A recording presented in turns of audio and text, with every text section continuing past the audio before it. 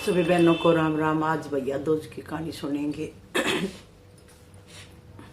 प्रथम गुरु वंदना करूं, फिर मनाऊं गणेश, मरु माता शारदा, मेरे कंठ करो प्रवेश। हरि हरि ओम। भैया दूज का त्यौहार आधे कार्तिक दूज को मनाया जाता है। भैया दूज को बहनें अपने भाइयों को जिमाएं, अपने हाथों से टीका लगाएं, नारियल दें। भाई अपनी बहनों को रुपए दें। यदि बहन भाई को अपने हाथ से जमाए तो भाइयों की उम्र बढ़ती है और जीवन के कष्ट दूर होते हैं। भैया दूज का त्यौहार कार्तिक माह के शुक्ल पक्ष की दूज को मनाया जाता है। भैया दूज की कहानी इस प्रकार है। एक ब्राह्मण के दो संतानें थी, एक लड़का और एक लड़की। लड़की बड़ी सुशील थी। वह अपने भाई को कभी नाराज होकर बुरा भला नहीं कहती थी। वह भाई अपनी बहन से मिलने उसके ससुराल गया तो वह चरखा काट रही थी। तभी बहन का सूत का तार टूट गया। वह भाई आने का पता नहीं लगा। वह तार बार बार जोड़ रही थी पर वह जुड़ नहीं रहा था और पीछे मुड़कर देखा तो उसका भाई खड़ा था।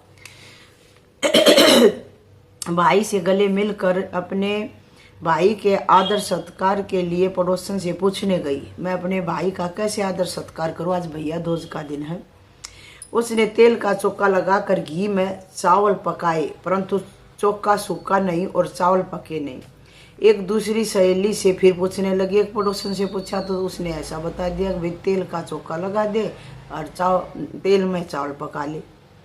फिर दूसरी सहेली से पूछने गई तो उस दूसरी सहेली ने बताया, मैंने गोबर का चोखा लगा, दूध और पानी में चावल डालकर खीर बना और भाई को खीर खिला।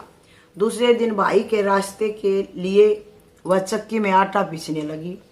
आटे के साथ चक्की में सांप पिस गया और उसे पता नहीं चला। उसने उस आटे के लड्डू बना दिए और कपड़े में बांध कर दे दिए और भाई से कहा, भाई इनको रास्ते में खा लेना।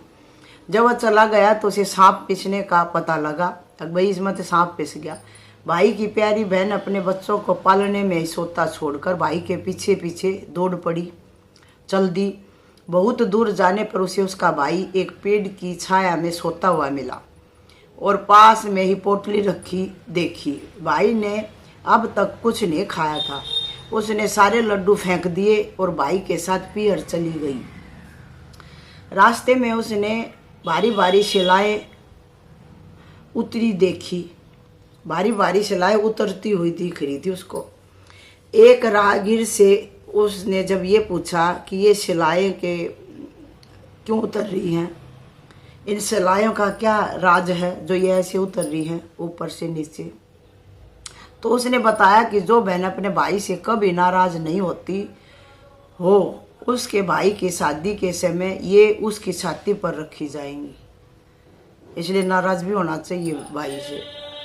थोड़ी दूर जाने पर उसे नाग तथा नागिन मिले। नाग बोला, जिसकी छाती पर ये शिलाएं रखी जाएंगी उसे हम खा लेंगे। उपाय पूछने पर नागिन ने बताया कि भाई के सब काम बहन करे तथा भाई भावज को कोस कर गालियां दे, तभी भाई बच सकेगा। वहीं से वह भाई को कोसने लगी। गालियां देती देती पीहर पहुंच गई। माँ बाप को बेटी का यह व्यवहार अच्छा नहीं लगा।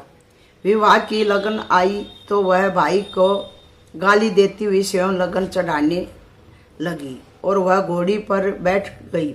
जो ही वह घोड़ी पर बैठी तभी शिलाएं उड़ती हुई आई और पुरुष के स्थान पर नारी को देखकर वापस चली गई। अब उसका भाई बैठा होता तो वहाँ मर जाता हो, तो बहन ने अपने भाई का संकट टाल दिया।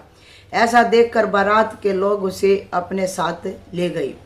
फेरों का समय आया तो उसने भाई को पीछे धकेल दिया और गंदी गंदी गालियां देकर फेरे ले लिए।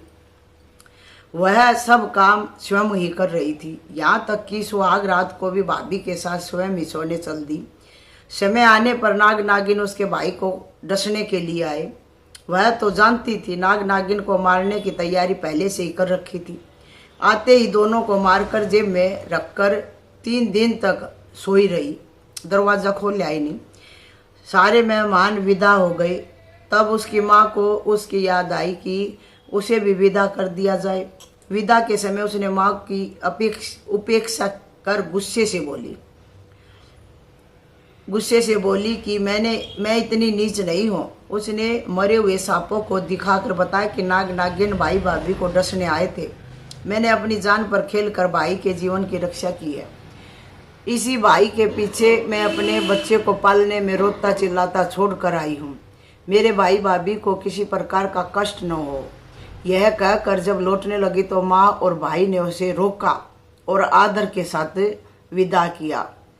भाई दोज को खूब दान दहेज देकर अपनी बहन को विदा किया। माँ ने बेटी को विदा किया। भैया दोज के दिन चित्रगुप्त की पूजा के साथ साथ दवात और पुस्तकों की भी पूजा की जाती है। एक तो ये थी कहानी बहनों। एक दूसरी और पौराणिक कथा है भैया दूज की, वो भी सुनते हैं। श्री कृष्ण गोविंद हरे मुरारी, हे नाथ नारायण वासुदेवा। भैया दूज हिंदू समाज में भाई बहन की अमर प्रेम के दो त्योहार आते हैं। एक रक्षाबंधन जो सावन मास की पूर्णिमा को मनाया जाता है, जिसमें भाई बहन की रक्षा करने की प्रतिज्ञा करता है। दूसरा भाई दूज का त्योहार आता है, जिसमें बहन भाई की लंबी आयु की प्रार्थना करती है। भाई दूज का त्योहार कार्तिक मास की द्वितीया को मनाया जाता है। इस दिन बहनें बेरी पूजन भी करती हैं, बड़बेरी का भी पूजन करती हैं। इस दिन बहन भाइयों को तेल मल कर गंगा यमुना में स्नान करना चाहिए। दोनों बहन और भाइयों को आज के दिन जमुना माई में स्नान करना चाहिए।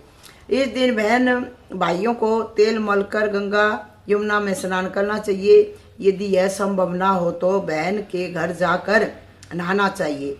बहन भाई को भोजन कराकर तिलक लगाकर गोला देती है। इस दिन बहन के घर भोजन करने का विशेष महत्व है।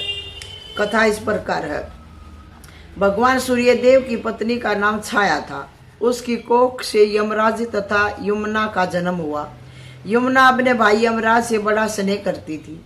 वह उससे बारंबार निवेदन करती कि वह उसके घर आकर भोजन करे, लेकिन यमराज अपने काम में व्यस्त रहने के कारण यमुना की बात को टाल देता था। कार्तिक शुक्ल द्वितीया को यमुना ने अपने भाई यमराज को भोजन करने के लिए बुलाया, निमंत्रण दिया। बहन के घर आते समय यमराज ने नरक में निवास करने वाले जीवों को मुक्त कर दिया। भाई को देखते यमुना ने हर्ष विभोर होकर भाई का स्वागत सत्कार किया तथा भोजन करवाया। इससे प्रसन्न होकर यमराज ने बहन से वर मांगने को कहा। बहन ने भाई से कहा, आप प्रतिवर्ष इस दिन मेरे यहाँ भोजन करने आया करेंगे तथा इस दिन जो बहन अपने भाई को टीका करके भोजन खिलाए उसे आपका भय ना रहे। यमराज तथास्तु कहकर यमुना को अमूल्य वस्त्राभूषण देकर यमपुरी को चले गए। ऐसी मान्यता है कि जो भाई आज के दिन यमुना में स्नान करके पूरी श्रद्धा से बहनों के आतिथ्य को स्वीकार करते हैं, उन्हें यम का भय नहीं रहता। बोल भैया दूज माता की जय।